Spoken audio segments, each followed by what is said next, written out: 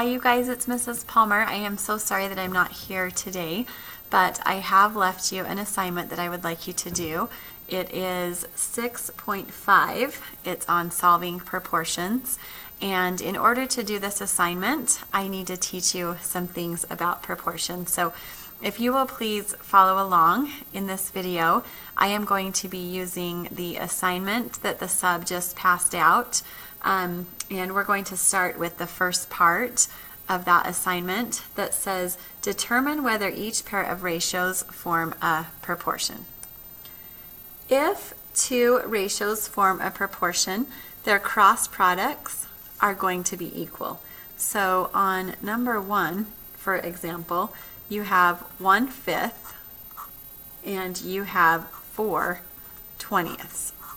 So if we want to know if these two ratios form a proportion, we are going to find their cross products. When you multiply 20 by 1, you get 20. And when you multiply 5 by 4, you get 20. 20 does equal 20. So you would say that yes, these two ratios form a proportion. Okay. If we look at number 3, for example, we have the ratio of 4/5 equal to 9/10. And if we want to know if these two ratios form a proportion, and sorry, there wasn't an equals, it was a comma between them, we are going to cross multiply. So 10 times 4 is 40, 5 times 9 is 45. These two do not equal each other. 40 is not equal to 45, so we would say no. These two do not form a proportion. Let's look at number 6. On number 6, we have 10 over 18, and we have 2 over 9. So if we want to know if these two fractions form a proportion, we would find their cross products. So we're going to cross multiply. 10 times 9 is 90. 18 times 2 is 36. And 90 is not equal to 36. So these two are not a proportion. Let's go ahead and do one with a decimal. Let's look at number 11. We have 10 divided by 8.4, and we have 5 divided by 4.2. So if we want to be able to tell if these two ratios are a proportion, we are going to find their cross products. So in your calculator, you are going to do 4.2 times 10, and that will be 42. And you are also going to do 8.3 times by 5, and that's going to be 41.5. And these two are not equal to each other, and so we would say no. These do not form a proportion, and on number 6, they also did not form a proportion. So that's the first part of your assignment, 1 through 12. To determine whether each pair of ratios forms a proportion, you find their cross products. If their cross products are equal, you would say yes, they form a proportion. If the cross products are not equal, you would say no, they do not form a proportion.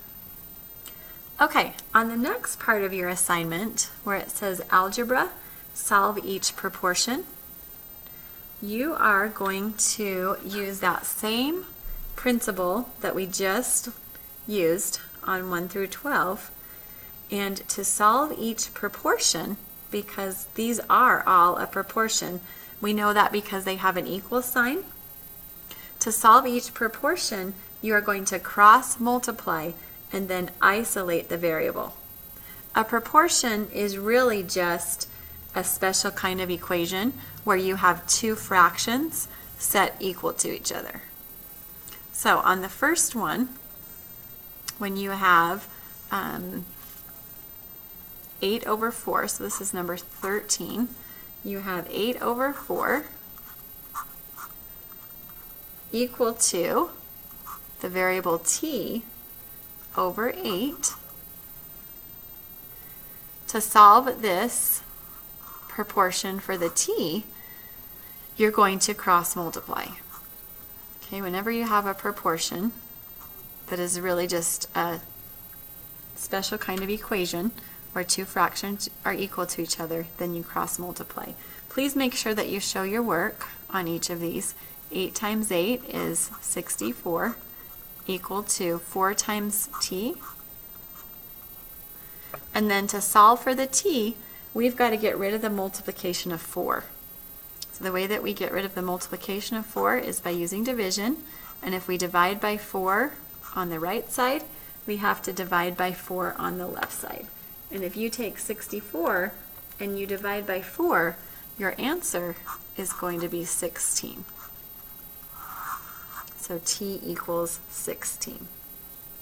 Let's go ahead and look at number 15. Okay, on number 15, you have 3 divided by v equal to 12 divided by 32. And because we have two fractions set equal to each other, we know that this is a special kind of equation called a proportion. And to solve a proportion, we cross multiply. So we do 32 times 3, which is 96, equal to 12 times v, which is 12v. And then if we want to isolate the v, if we want to get the v all by itself, we have to get rid of the multiplication of 12. So to get rid of a multiplication of 12, we're going to use division. We divide by 12 on both sides. So 96 divided by 12 is 8.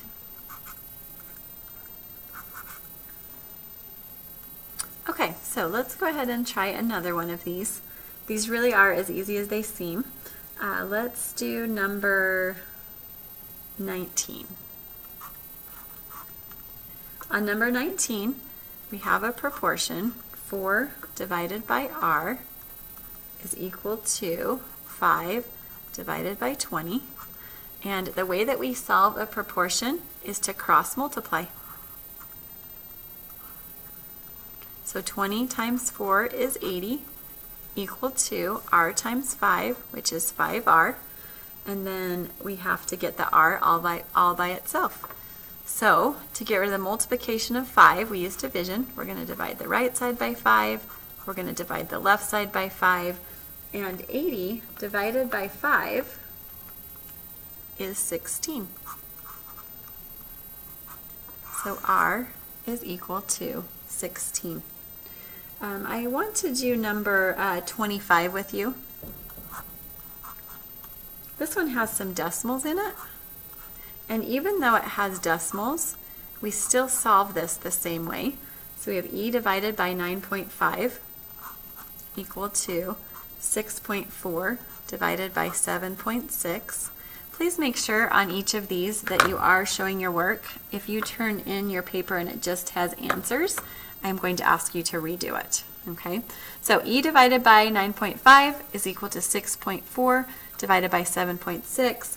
Here we have a proportion. We have two fractions set equal to each other. So the way that we solve a proportion is to cross multiply. So 7.6 times by e is 7.6e. And then 9.5 times by 6.4 is 60.8. And then to isolate the e, to get the e all by itself, we have to get rid of the multiplication of 7.6. So to undo a multiplication, we're going to use division. So we divide by 7.6 on both sides. That's going to leave us with a 1e equal to 60.8 divided by 7.6, which is 8. Okay, so that is what I want you to have done for tomorrow. I want you to have all of this 6.5 worksheet done, 1 through 27. and we will correct this tomorrow and also have a quiz on solving proportions. Because I am not here today, I want you to stay in your assigned seats, please. You can, however, work together with the people that are right around you, okay? So if you have a friend that is sitting next to you and we're all friends, then go ahead and work together on this assignment, and I will see you tomorrow.